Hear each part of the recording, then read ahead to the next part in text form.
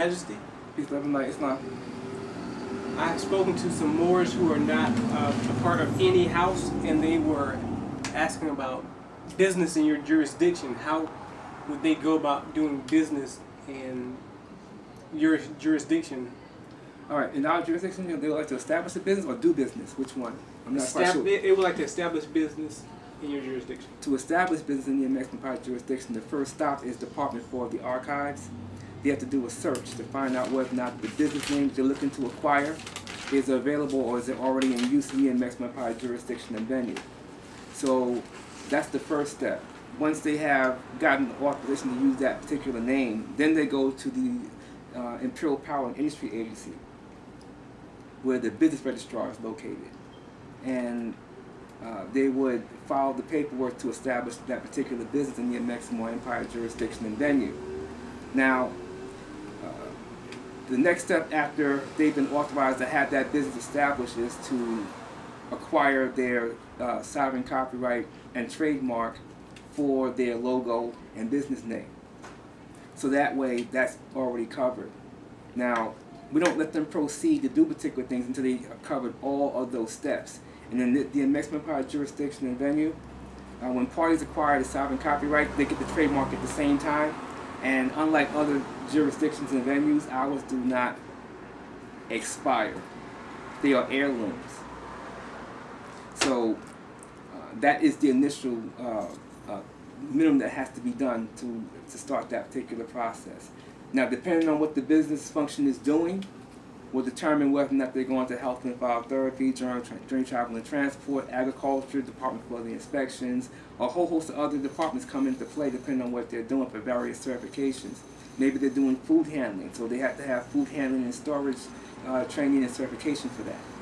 That's a simple 2-hour training course that we have for that, and they get an exam thereafter, and they pass that particular exam, they get the certification to do food handling and storage.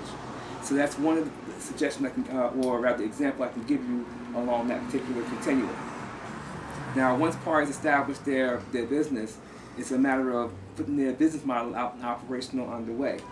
Department for the Interior, by way of Imperial Power and Industry Agency, they regulate the businesses inside this jurisdiction and venue and how they ought to proceed. However, the commerce that they engage in, that's actually regulated by the Department for the Customs. So depending on what they're doing, whether they are sending things to the other side of the empire or there's things that's going out as exports, Customs is involved in that. Now, we don't have a lot of items in this venue that have excise taxes or levies or tariffs on them. Biodiesel fuel as produced in this jurisdiction and venue, on the other hand, does have an imperial trade tax on it on a per barrel basis. And the Imperial Customs Force collects that particular tax. So there are things that they would have to be informed of that Imperial Power and Industry Agency staff walks them through. They also walk them through the material from the Department for the Treasury and Budget, specifically dealing with the tax issue. Now, if a party has a business, they're a primary business owner, and let's say they have 2 or 3 parties that have stakes in their particular business, 10% stake or 20% stake. These parties have to be apprised of particular things with Treasury and Budget, specifically when you start talking about the tax issue. Maybe they're not collecting a royalty on their sovereign copyright or the sovereign trademark, or maybe they don't have any sovereign patent on a particular item.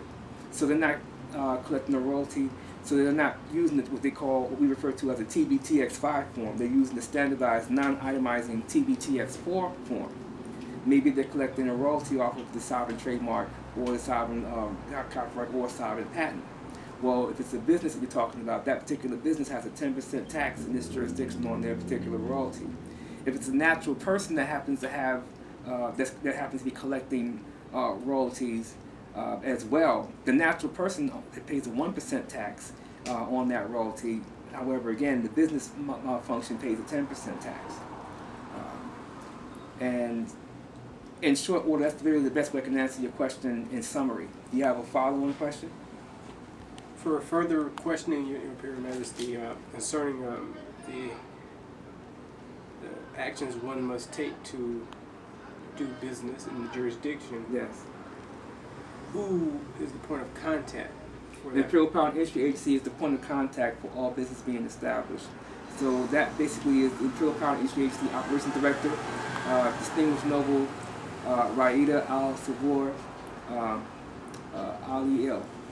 She's responsible for that particular command, and her staff walks everyone through the entire process, start to finish. So once they're operational underway, they can go ahead and proceed with their business model. And the good thing about that is they will have access to all sectors of the Amexem-Moor-Empire where we're operational to do business.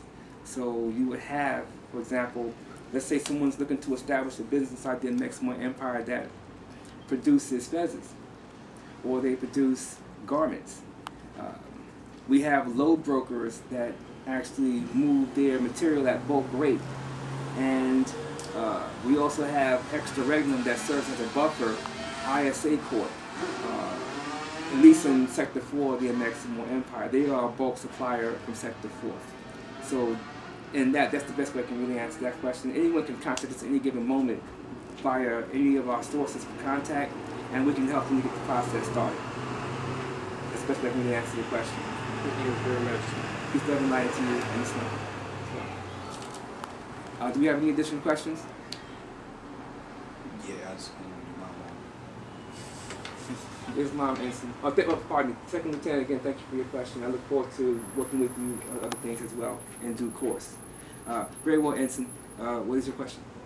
Islam, mine's on the imperial courts and how they work, especially when it comes to criminal actions. How does that process go, and how does the process go for the civil actions? And when it comes to criminal actions, do particular folks, how do they get detained, and how does that process go all the way up and leading into the actual action?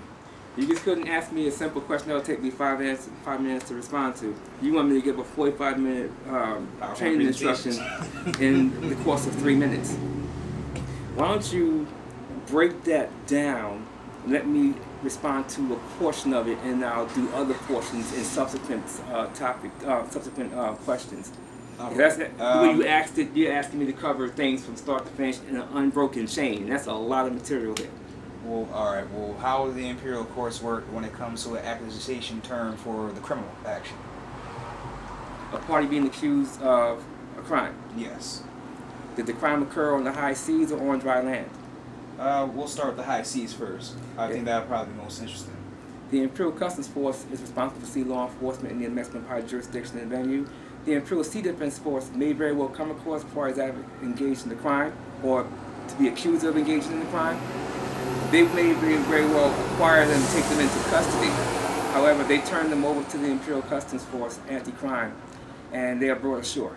The provost will take them from there, and they will do the thorough investigation of the material that's presented by the CERT team that brought them in.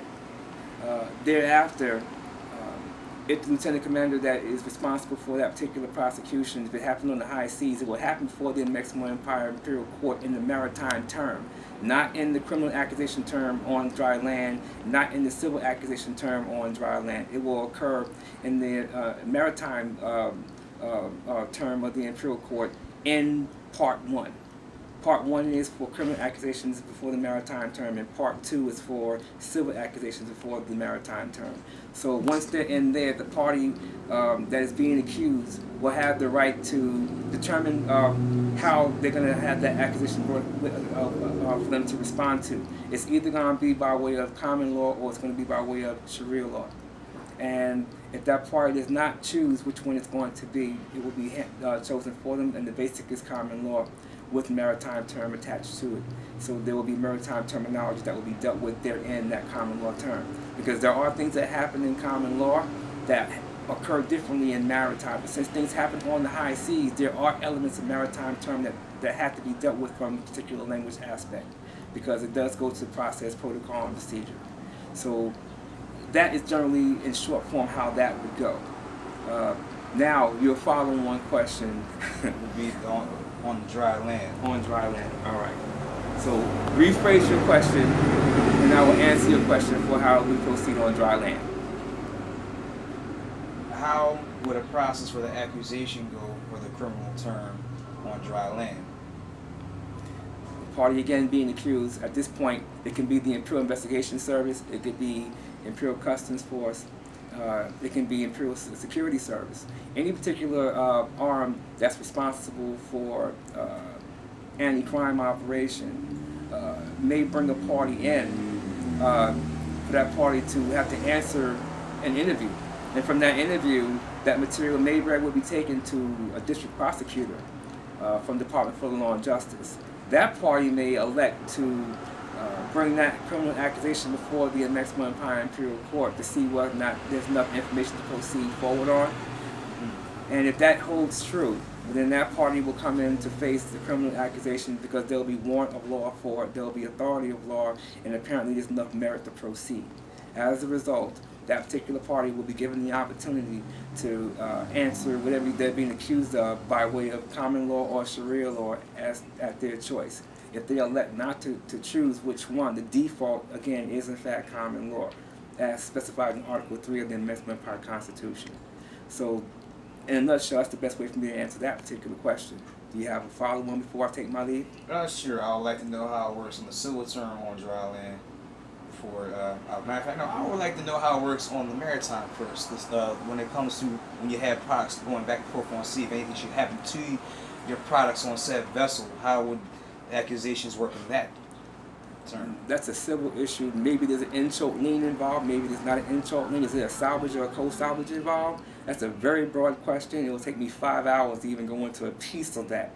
So why don't you ask me that question at another point and give it to me where, phrase it so that I'm actually able to answer your question in short form and still be effective. Because what you're asking me, you're giving me a wide variety of material. I'll give you a scenario. In short form, the scenario is if I have a product on sea if my business has a product on sea, and something happens where I bring it to shore and certain folks won't bring the product out or refuse to actually let the product out. What do you mean by bring the product out? As in, quite possibly that I'm getting ready to bring it onto the gangway to be unloaded. Oh, you mean having the material unloaded off that vessel? Well, now again, there could be international conventions between the host nation and whatever nation that vessel is flagged under. So there's so many wide variances there. Second Lieutenant, you familiar what I'm talking about on that subject? There's so much there, I wouldn't even know where to begin to start. Again, I'm happy to answer your question when you properly phrase it where I can actually answer it without having to go into a 5-hour lecture. But I see what you're... In due course, Ensign, we'll address those things. I'm going to take my leave at this point. I thank you all for your questions. May we all be healthy, productive, and kept safe and unmolested, most certainly spiritually, mentally, physically, and financially prosperous. So with that, everyone, I say peace, love, and light, and Islam. Islam.